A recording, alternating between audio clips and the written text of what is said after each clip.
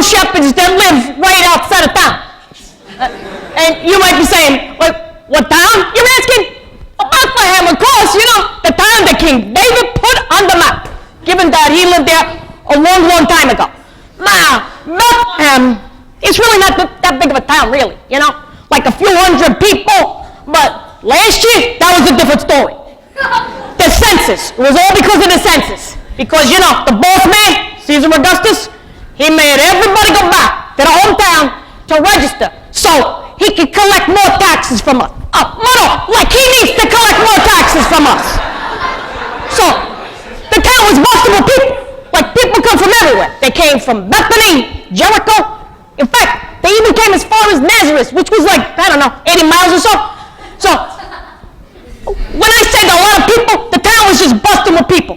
And the fact that Bethlehem isn't that big of a town, everybody knew who was there. Now, the fact that a lot of people come into the town, well, that was a big town that day.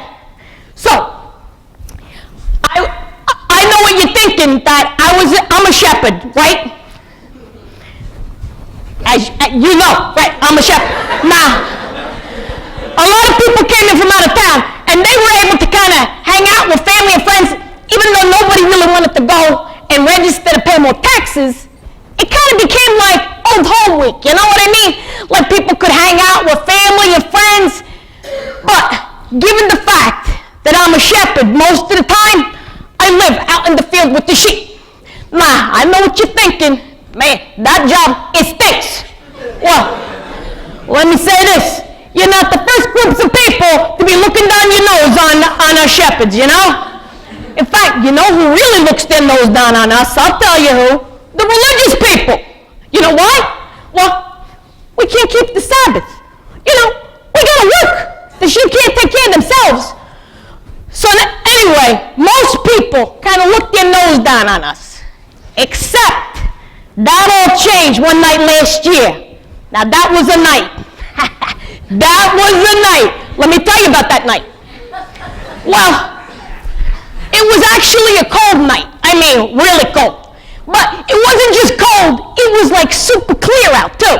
But, so you could see the stars. That's how close they were. You felt like you could almost touch them. You know what I mean? So, the guys and I, we were hanging around the fire, chit-chatting, when all of a sudden, boom, an angel appeared. And he said, I bring you good news that will bring great joy for all people. And he said, don't be afraid. Let me say this. I was terrified. Not a little terrified. I was a lot terrified. Now, I'm not afraid to admit this. I think I screamed. I was so scared. So he said, don't be afraid. Too late, right? Too late. So he said, I'm going to bring you good news that will bring great joy for all people. Because tonight, in the city of David, in Bethlehem, the long-awaited Savior has been born. We was like, you mean to tell us that you're giving us this big news, a bunch of shepherds, that the long-awaited Savior has been born tonight, and you're giving us this big news? We was like, we feel like we hit the lottery. Nobody, and I mean nobody, had ever treated us like we was important, except that night. So, the angel said, this is the sign, all right? This is the sign to look for. There'll be a baby wrapped up, lying in an animal stall in Bethlehem. I was like, that's the sign? I don't want to sound like the know-it-all or nothing, but I was kind of thinking the sign would be a little bit more, how can I say, flashy, you know what I mean? But the angel said, the sign will be, a baby will be wrapped up, lying in an animal stall. Like, well, okay, sounds a little ordinary, but I think the fellas and I, we can handle that. So, I was just about to ask another question when, all of a sudden, more angels showed up. The whole sky was filled with them. They were all around us.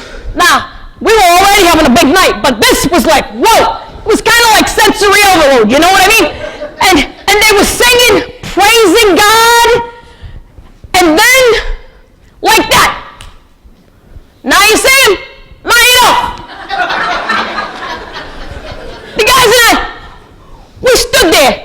nothing, which is a big thing for us. It was about a minute or so, and Joey, he says, like, oh, let's go to Bethlehem. When Izzy says, what about the sheep? I says, Isaiah, did you just see what we just saw? An angel came and talked to us, shepherds, and gave us this big news. And you're worried about leaving the sheep for a couple of hours? Come on! What is the matter with you? He's like, you're right. We put the sheep, made them safe. We went right into town. Now it was late, we didn't care. We knocked on a couple of doors, and we said, hey, did anybody arrive in town that was kind of like really close to be giving birth? And the guy said, yeah, actually, Joseph, he came a couple days ago with his fiancée Mary, and she was quite ready. He said, all right. So we scuttled down the road, and it was just as the angel had said. We found him. He was in an animal store, it's kind of like the back of the house, you know. He was wrapped in a blanket, just like the angel had said. Now, we said to Mary and Joseph, we told them everything that had happened that night. About the angel, about us being terrified, about more angels coming. And we even told them that, you know, Izzy was a little nervous about leaving the sheep for a couple hours. We had a couple chuckles. But the baby was just a couple hours old, and he was absolutely beautiful. We didn't want to stay too long, because after all, the baby needs his rest. But from that day on, we told everybody and anybody about that night that brought good news, that will bring great joy for all people, and I mean all people, including a lowly shepherd like myself. So you're just one of a few people that I've been telling this message to, because let me tell you something, this is big news. This is big news. But like Miss Bonnie said, you know, I am a shepherd, and I do need to tend my sheep, so I gotta get back at it. So I'm gonna leave you with that, okay? So I need 3 volunteers, although it can't just be anybody. First, I'm going to narrow the field. I need a woman, 3 women, and I need 3 women who have had children. So,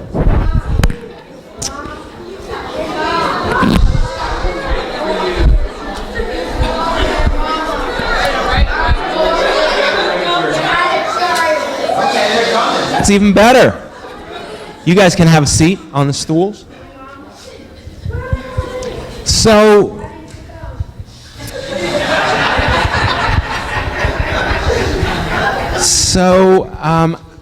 as I'm getting started, I just want to share with you a couple things about my take from the scriptures that you heard earlier and about what you just saw with Lorraine's monologue. But getting started, I just wanted to ask each of you if you can remember back to, be it with your first, Andrew or Garrett or John, if you can remember back to the time where you were taken to the hospital to have your baby, the feelings, the emotions, the things that were going on, and the excitement ultimately that you were anticipating of the arrival of your child. And the only question I want to ask you is, who was the first person, other than maybe who was in the room, that you just couldn't wait to tell once you had had your child? Who was the first person? Either you called them, or they showed up, or they received the invitation. Who was the very first person to arrive and witness this great new creation? Joanne? They weren't in the room, right? They were not in the delivery room. They were the first to come after you there. Okay. The first person that came after was actually my mom, was my coach. Okay. But the first person I called was my sister, Paula. What's your sister and she's here today? Isn't that amazing? That's amazing. Okay. Sandra, who's the very first person? So the first person I called who couldn't be there was, of course, my mom, who's here today. So she's here today, yes, of course.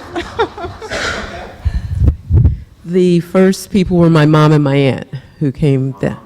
And they were the first ones to see him. So hold on to the mic for just a second. So the very first people for all of you were family members, right? They were somebody that was really, really important to you. And that is a given, right? Because you have such great news you want to share with somebody special, right? So you can imagine that when Christ was born, that Mary and Joseph would want to do the same, right? Doesn't that seem like any parent would want to do that? That isn't exactly the way the story plays out, though. So we're going to stop. You guys can return to your seat, and that's where we'll pick it up. Thank you guys so much. Could not be there. They were at a distance. We don't know where Joseph's parents were. There were no friends and families. Jesus, who was the long-awaited, expectant Messiah, you would imagine that maybe a dignitary, like an emperor or a governor or a king might be there. They were not. None of those were the very first people to receive the good news of great joy. The very first people to know that Jesus Christ was born was who? The shepherds. Now, when you read this story, you may miss the significance of this, but I don't want you to. This is a very significant detail. Now, Mikey told you a little bit about how most people, when they looked at shepherds in that day, looked down their noses. They didn't think them to be very important people. In fact, there were many cities that had ordinances that would not allow shepherds to even come within the confines of the city. The Pharisees, when they looked at shepherds, they judged them in the same class as tax collectors and prostitutes, that their work was inherently sinful. They were viewed with great disregard and disdain. They were on the lowest possible rung of the social ladder. They were looked at as degenerates, thieves, and liars. They were the lowest of the low. Now, why does this detail matter? Why is this important? Think for just a moment. Why is this important for you to know? Anybody have any idea? These are the very first people to hear the good news of great joy. The first. You would think this would be reserved for incredibly special people, right? Indeed, it was. And this detail is important for you to understand, that no matter how people look at you, no matter what you've done or who you are, that there's no circle so big that you find yourself on the outside looking in when it comes to God and His great news for you and me. There are no exceptions. And so to go to great lengths to show you this, the very first people to witness the majesty of the miracle are people that everyone else pushed to the margins. It is not so with God. Now, when you think about this news coming to people who would be considered the very least of humanity, it should speak to you, it should speak to me, not only about yourselves, but about others and the way in which good news is to go forth. Now, as the shepherds first witnessed this miracle, there were three things that I want to point you to, and ultimately that I want to ask you to consider. When the angel first arrived, the initial response of the shepherds was what? They were terribly afraid. The glory of the Lord surrounded them, and they were shocked by the brightness of the light. And as if one wasn't enough, a whole host, an army of angels then joined and surrounded and began singing and began sharing this good news. The very first thing that the shepherds did when they heard this news upon the departure of the angels was what? What did they do? They ran, they made haste to go to Bethlehem to see if what they had been told was true. And when they got there, seeing was believing. Now, when I read that story, I oftentimes ask myself, how did they find the place? I mean, Bethlehem's not huge, but it's a town, and there are many people who live there. And there were many more people who had gathered because of the census. How did these shepherds, who were used to being out in the fields and had no familiarity with the town, how did they find Jesus? Doesn't say, and we can only speculate, but the very first thing they did was that they ran to find the Christ child. What was the second thing that they did? Once they found Jesus, what did they do?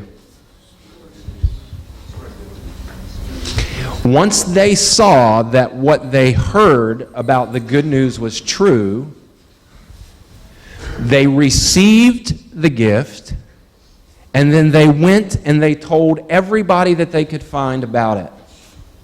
What's significant about that is nobody ever listened to a shepherd. They had no voice. They were on the lowest rung. In a court, they couldn't testify because their voice mattered not. So they went and they shared. And what does it say in the scriptures that when they shared happened? Did people reject it? Did they refuse them? Did they push them out to the margins? It says in the scriptures that when the people heard the message from the shepherds, they were amazed. They were amazed that these people had this message and were the first to witness this miracle. They did one more thing in the course of this story, and that is what? What did they do after they had shared? They went back to work. But when they went back to work, they went back different. They were filled with gratitude, and their work became their worship. Now, they saw themselves in a different light. You see, when people look at you in a certain way and it's not positive, it does something to your esteem. It causes you to think about yourself differently when people treat you poorly, doesn't it? But now, as they went back to their work, they saw their work differently, and they were grateful for what they had and who they were, and they worshiped and they praised God for this gift. Who cares, so what? What does that mean for you and me? It means this. The work of Christmas is this. There are 3 challenges that are in front of us, and this is why in the beginning I asked you, if you didn't have a bulletin, to get one. Inside your bulletin there is a star. If you'll turn to your bulletin and open it, you should find a star that looks something like this.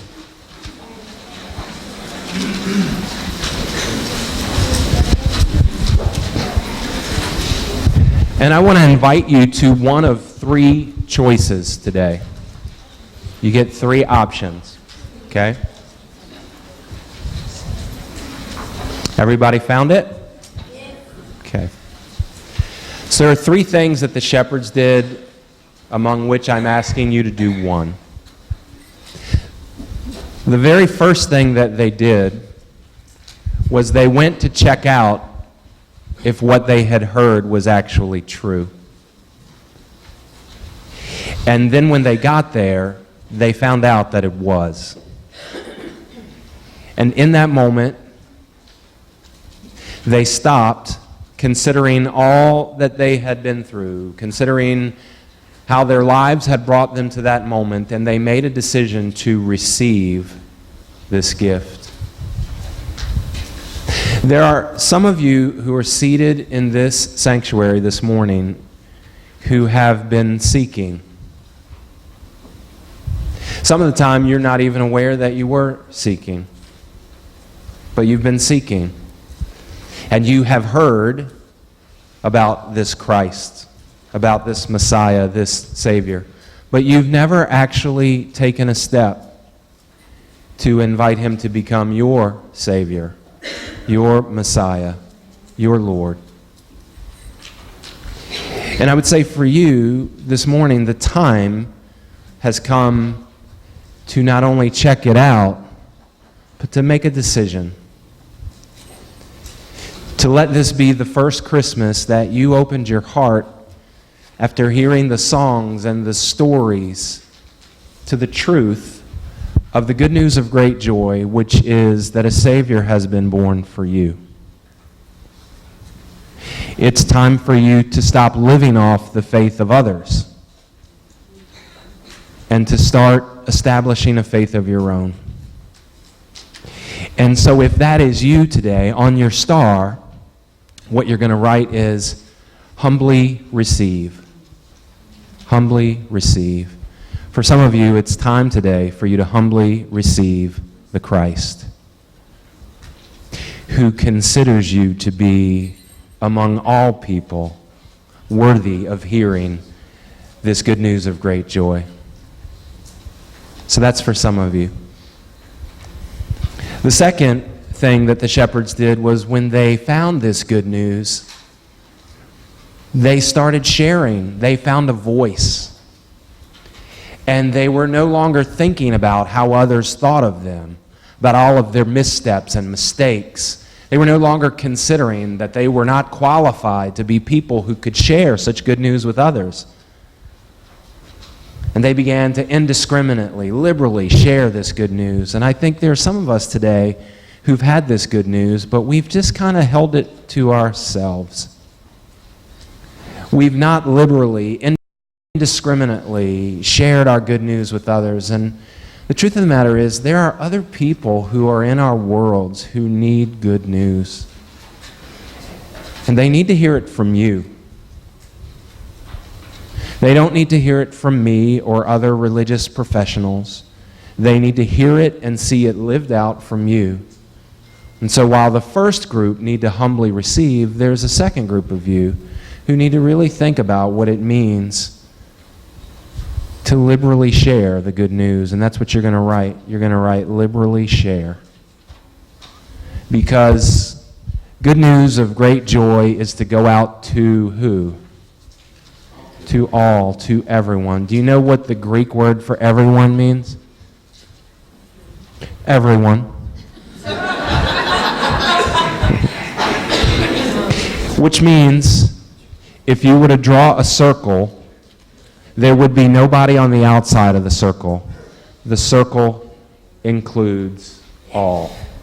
Everyone. Everyone. And there are people in that circle who don't yet know it.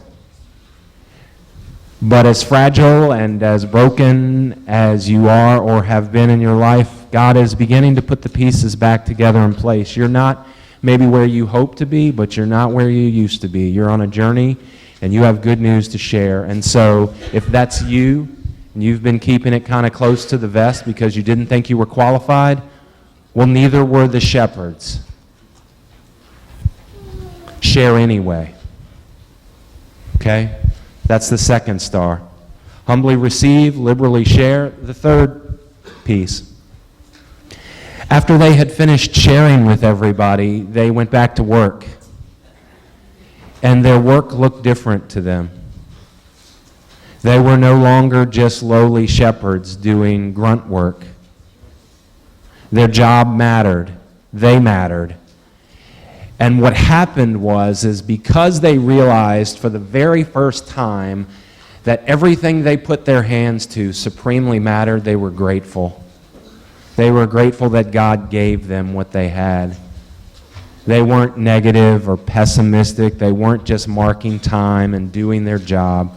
They became grateful and they began to worship Him because of who they were and because of what they had. And so for some of us, it's time for us in that space that we've been in that we don't want to be in to just begin to cultivate a spirit of gratitude.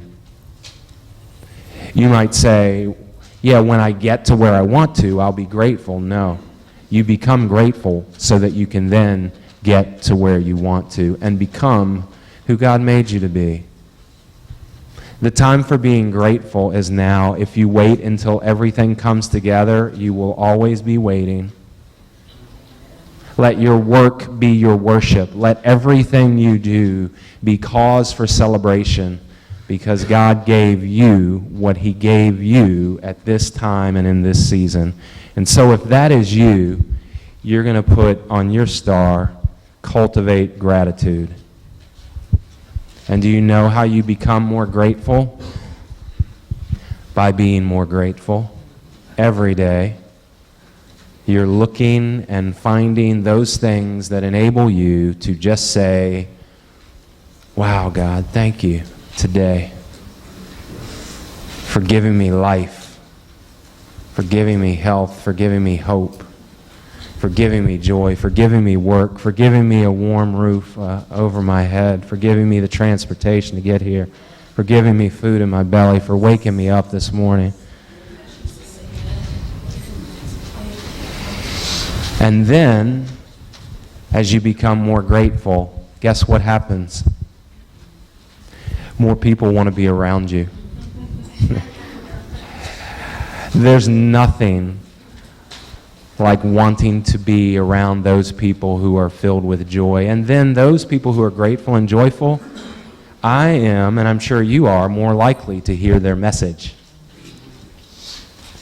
But if I'm always talking about what isn't right, what isn't good, if I'm always complaining and negative and pessimistic, even if you tell me you got good news, I'm hard-pressed to believe it. You start where you are. So what I want you to do is to write on your star, I want to humbly receive the good news. It's time. It's time for me. I want to generously or liberally share the good news. Or I want to cultivate or increase gratitude and worship in my life. When you write that down, I'm going to invite Janae and Maria to come back. We're going to sing one last song. But when you're leaving today, if you were here with us last year, which some of you were not, the way that we started our new year is that we put stars all around the doorpost with hopes and dreams that we had as we left out of here that we wanted to accomplish and be a part of. I'm going to ask you today as you leave to take your star and just place it on the doorpost around as a commitment so that when you leave this place, this is a commitment that you will mark. We write on our star the commitment that we'll make, and when we leave, we put it on the doorpost. Okay? Janae and Maria, if you would come. We're going to sing one last song. This will be the last time that I speak with you until tonight if you make it, but if not, I really am thankful for each of you. I'm thankful to have a church family that I have been a part of, myself and my family, for going on 23 years. I don't consider it a small thing, and I'm grateful for each of you. And I hope you have a Merry Christmas, a really, truly blessed Christmas. God bless you guys. Be people of grace and peace.